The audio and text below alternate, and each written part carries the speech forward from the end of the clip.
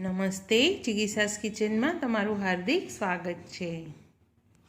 આજે આપણે કોરિએન્ડર કુલચા બનાવીશું। આ કુલચા એકદમ સોફ્ટ અને જાળીદાર તૈયાર થયા છે। તો ફ્રેન્ડ્સ, મારી રેસીપીને તમે ફોલો કરશો તો તમારા કુલચા પણ આ જ રીતના સોફ્ટ અને જાળીદાર તૈયાર થશે। બીજું કે આ કુલચા બનાવવા માટે અહીંયા મેં તંદૂર કે ઈસ્ટનો યુઝ નથી કર્યો। વિધાઉટ ઈસ્ટ અને તંદૂર મેં આ રેસીપી બનાવી છે અને તે પણ લોહાના તવા પર। તો રેસીપીને જરૂરથી જુઓ અને રેસીપી પસંદ આવે તો લાઈક, કોમેન્ટ અને શેર કરો અને મારી ચેનલને સબસ્ક્રાઈબ કરવાનું બિલકુલ ના ભૂલો। કોરિએન્ડર કુલચા બનાવવા અહીંયા આપણે સૌથી પહેલાં તો મેંદાને ચાળી લેવાનો છે। તો 500 ગ્રામ મેંદો મેં લીધો છે અને આ કપના માપથી જોઈએ તો 4 કપ મેંદો લીધો છે। મારા કપનું માપ 125 ગ્રામનો છે। તો બધો જ મેંદો આ રીતે આપણે ચાળી લેવાનો છે। હવે હું મેંદામાં 1 ટીસ્પૂન બેકિંગ સોડા નાખીશ અને 1 ટીસ્પૂન બેકિંગ પાવડર। તો આ ટીસ્પૂનના માપથી મેં પરફેક્ટ મેઝરમેન્ટ લીધું છે। તો 1 ટીસ્પૂન બેકિંગ સોડા અને 1 ટીસ્પૂન બેકિંગ પાવડર એ બેયને મેં ચાળી લીધો છે। હવે હું આમાં સ્વાદ પ્રમાણે મીઠું નાખીશ। તો 1.5 ચમચી જેટલું, 1.5 ટીસ્પૂન જેટલું મીઠું હું આમાં નાખીશ। તમે તમારા સ્વાદ પ્રમાણે નાખી શકો છો। મીઠું નાખ્યા પછી હવે હું તેમાં 1 ટીસ્પૂન સુગર નાખીશ, ખાંડ।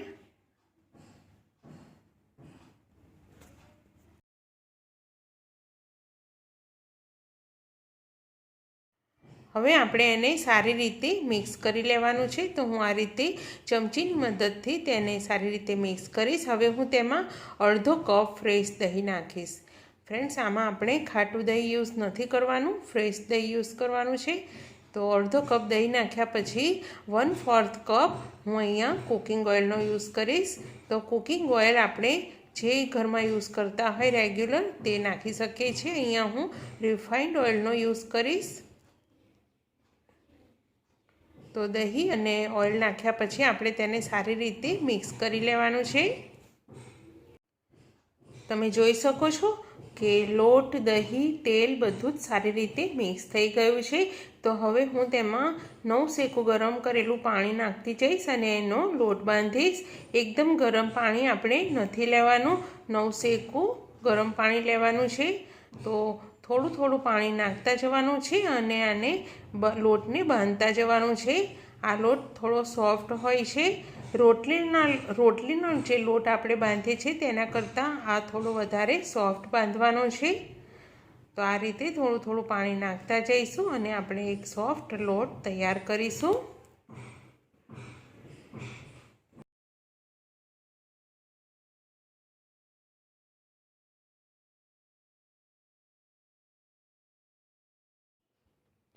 લોટ સારી રીતે મસળાઈ ગયો છે। તમે જોઈ શકો છો એકદમ સોફ્ટ લોટ બંધાઈને તૈયાર થઈ ગયો છે। આંગળીથી હું એને પ્રેસ કરીશ તો એ ઉપરની તરફ ઉઠે। જુઓ તમે, આંગળીથી હું એને પ્રેસ કરીશ તો લોટ ઉપરની તરફ આવે છે, મતલબ કે આપણો લોટ એકદમ પરફેક્ટ બંધાઈ ગયો છે। તો હવે હું તેના પર થોડું તેલ ચિપકાવી દઈશ અને બધા જ લોટને તેલથી આ રીતે સ્પ્રેડ કરીને હું ઢાંકીને 2 કલાક માટે તેને સાઈડમાં રેસ્ટ પર રાખીશ। તો 2 કલાક સુધી એને રેસ્ટ પર રાખવાથી લોટ એકદમ ફૂલીને ડબલ થઈ જાય છે અને લોટ સારી રીતે સેટ પણ થઈ જાય છે। તો આ રીતે તેને ઢાંકીને 2 કલાક સુધી રાખવાનો છે। 2 કલાક થઈ ગયા છે। તમે જોઈ શકો છો લોટ ફૂલીને ડબલ થઈ ગયો છે। તો હવે હું તેને ફરીથી 1 મિનિટ માટે આ રીતે મસળી લઈશ કે જે ફૂલેલો લોટ છે તે સારી રીતે મિક્સ થઈ જાય અને એકદમ સોફ્ટ થઈ જાય। તો હવે આપણે આમાંથી લોહી તોડવાની છે। તો હું તમને એ પણ બતાવીશ કે કોરિએન્ડર કુલચા બનાવવા માટે આપણે બીજી કઈ સામગ્રીની જરૂરત પડશે। તો ચલો હું તમને બતાવું કે હવે આપણે શું શું લેવાનું છે। તો આ છે ધનિયા પત્તી, કોથમીર, એને મેં ધોઈને રાખી છે, અને આ કાળા તલ છે. તમે ઘી કે બટર બંનેમાંથી કોઈ પણ એકનું યુઝ કરી શકો છો. અને હવે આપણે લઈશું પાણી. આ રૂમ ટેમ્પરેચર પ્રમાણેનું પાણી છે. હવે હું લોટમાંથી મોટી સાઇઝના લુવા તૈયાર કરીશ. આપણે ફુલકા રોટલી માટે નાની સાઇઝના લુવા બનાવીએ છીએ, પણ આ કુલચા બનાવવાના છે તો થોડી મોટી સાઇઝના લુવા તૈયાર કરવાના છે. તો તેને આ રીતે આપણે સારી રીતે પેંડા જેવું બનાવીને એને વેલણથી વણવાનું છે. તો હું આને વણીશ.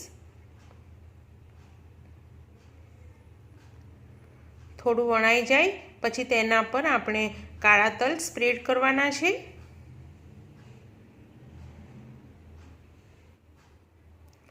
અને કોથમીર. તમે સાદા કુલચા પણ બનાવી શકો છો, પણ અત્યારે હવે આ રીતના કુલચાની ખૂબ ડિમાન્ડ છે. ફ્લેવરવાળા કુલચા. તમે સાદા કુલચા પણ બનાવી શકો છો. તો કોરિએન્ડર લીવ્સ અને તલનો યુઝ નથી કરવાનો, પણ અહીંયા હું કોરિએન્ડર કુલચા તૈયાર કરી રહી છું, તો હું અહીંયા ધનિયા પત્તીનો યુઝ કરીશ. તો આ રીતે આપણે તેને મૂકીને વણવાનું છે.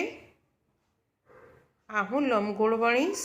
તમે ગોળ પણ વણી શકો છો. રેસ્ટોરન્ટમાં લંબગોળ હોય છે, તો આપણે એ ટાઈપથી વણીશું.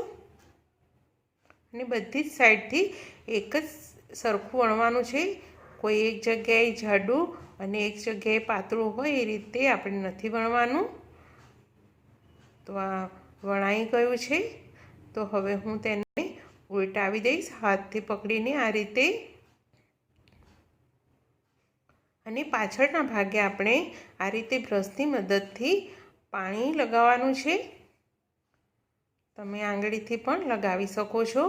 તો આ પાણીવાળો ભાગ છે તેને આપણે તવા ઉપર મૂકવાનો છે. તવો સારી રીતે ગરમ થઈ ગયો છે. તો હવે કુલચાને હું આ રીતે હાથમાં લઈને ગરમ તવા ઉપર રાખીશ. તો પાણીવાળો ભાગ હોય તે તવા ઉપર ચીપકે તે રીતે આપણે કુલચાને તવા ઉપર નાખવાનો છે. પાણીવાળો જે ભાગ હોય તેને આપણે આ રીતે તવા ઉપર રાખવાનો છે, એટલે કે પાણીના કારણે તવા પર કુલચા સારી રીતે એકદમ ચીપકી જાય. અને ગેસ આપણે ધીમો કરી દેવાનો છે. ગેસ એકદમ ધીમો જ રાખવાનો છે ને ધીમી આંચે જ આપણે કુલચાને નીચેની સાઈડથી સારી રીતે પકવવાનો છે. નીચેની સાઈડથી તે સારી રીતે શેકાઈ ગયો છે. તો હવે હું આને આ રીતે ઉલટો કરીને તવાને આખો ઉલટો કરીને ગેસની આંચ એકદમ ફાસ્ટ કરીને શેકવાનો છે. તમે જોઈ શકો છો કે હું કઈ રીતે કુલચાને શેકી રહી છું. તવાને આ રીતે ઉલટો કરી દીધો છે મેં, અને ગેસની આંચ વધારી દીધી છે. તો આપણે ચારેય બાજુથી તેને સારી રીતે શેકી લેવાનો છે. જે બાજુથી તમને લાગે કે અહીંયા કાચું છે એ સાઈડથી આપણે તવાને આ રીતે રાખીને કુલચાને શેકવાનો છે. તો તમે જોઈ શકો છો કે કુલચો એકદમ સરસ રીતે શેકાઈને તૈયાર થઈ ગયો છે.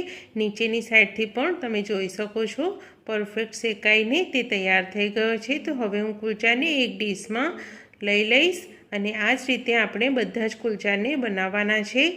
તો ડીશમાં લીધા પછી આપણે કુલચા ઉપર ઘી કે બટર સ્પ્રેડ કરવાનું છે. તેના કારણે તેમાં સ્વાદ પણ સારો આવે છે અને તે એકદમ સોફ્ટ જ રહે છે. તમે જોઈ શકો છો કે કુલચો આપણો કેટલો સરસ બન્યો છે. તો હવે હું તેના ઉપર બ્રશની મદદથી ઘી લગાવીશ. તો આવી જ રીતે આપણે બધા જ કુલચાને બનાવીને તૈયાર કરવાના છે. આ કુલચા ગરમા ગરમ બનાવતા જવાનું છે અને પરોસવાના છે. ખાવામાં તે ખૂબ જ સ્વાદિષ્ટ લાગે છે. તમે જોઈ શકો છો, હું આને તોડીને પણ બતાવું છું કે એકદમ સોફ્ટ અને જાળીદાર કુલચા બન્યા છે. આ કુલચા તમે પનીરની કોઈપણ ગ્રેવીવાળી સબ્જી હોય, કોફતાની ગ્રેવીવાળી સબ્જી હોય કે છોલે સાથે પણ તમે આને ખાઈ શકો છો. ખૂબ જ સ્વાદિષ્ટ લાગે છે. ફ્રેન્ડ્સ, તમને મારી આ રેસીપી કેવી લાગી? જો તમને મારી રેસીપી પસંદ આવી તો મારી રેસીપીને લાઇક, કોમેન્ટ અને શેર કરો, અને મારી ચેનલને સબસ્ક્રાઈબ કરવાનું બિલકુલ પણ ના ભૂલો. તો ચલો મળીએ ફરી એક નવી રેસીપી સાથે. ત્યાં સુધી આવજો.